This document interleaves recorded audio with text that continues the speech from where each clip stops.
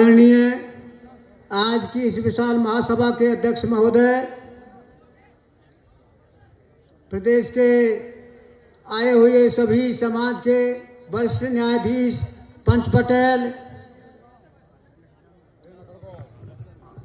प्रशासक महोदय, समस्त मीडिया और पत्रकार बंधु, आज ये महासभा जो बुलाई गई है एक विशेष, जो ऐसा कहते आपने कभी न देखा होगा न सुना होगा, ऐसी जो घटना हुई है उसको मैं मौखिक रूप से आपके समक्ष पेश कर रहा हूं। कृपया आप ध्यान देंगे और ध्यान से सुनेंगे। आज की इस महासभा का जो आयोजन हमने रखा है, रौसी और करीरी के एक रिश्ते के संबंध में जो घटना हुई, जो कृत्य हुआ, वो कैसे हुआ, क्यों हुआ, ये बात मैं आपके बीच में बताऊंगा, सारा खोल करके स्पष्ट शब्दों में आप ध्यान से सुनेंगे।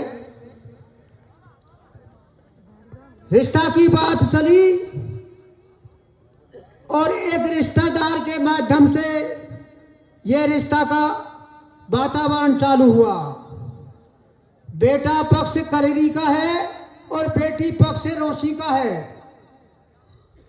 और तीसरा पक्ष ब्रह्मबाज का है, जिसने इस संबंध में भाग लिया और संबंध को करने के लिए उन्होंने ये बात चालू की।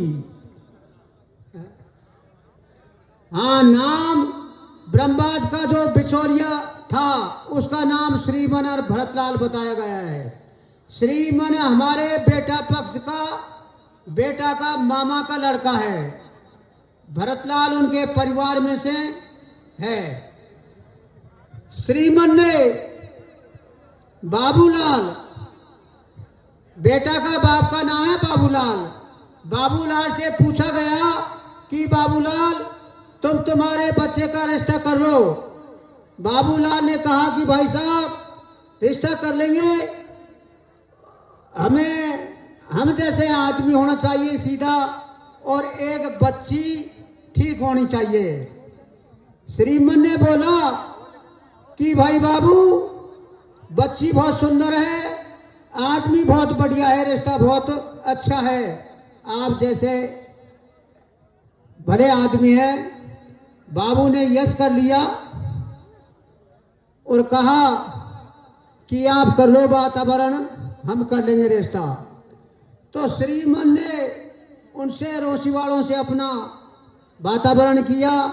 इधर रोशी वाले भी एग्री हो गए रिश्ता करने के लिए। मैं मतलब शॉर्ट में घटा करके मेन शब्दों का मतलब आपसे स्पष्ट कर दूंगा थोड़ी उसमें समय में। दोनों एग्री हो गए, लेकिन बच्ची पक्ष ने न तो करीरी देखी, बेटी पक्ष वाले ने न तो करीरी देखी, करीरी के बेटा पक्ष का घर देखा और न बेटा देखा, और बेटा पक्ष वाले ने न रोशी जार देखी, न रोशी का बेटी पक्ष की घर जा करके देखा, और बीच के माध्यम से ही यह रिश्ता तय हो गया जो भी था। और उनकी गोद भराई की तारीख भी बिचौलिया ने दे दी कि यदि आप बच्ची नहीं देखे तो आप जाए गोद भरे। बेटा पक्ष ने यह कहा कि भाई साहब आपने न तो फोटो भिजवाया, न हमें कोई ऐसा मतलब सबूत दिया, लेकिन हम आपकी बात को मानेंगे और गोद भराई करने के लिए रोशी जाएंगे। उनके विश्वास से, उनके कहने से बेटा पक्ष गोद भराई के लिए रोशी पहुंच जाता है। 15-20 आदमी गए, वहां जाकर के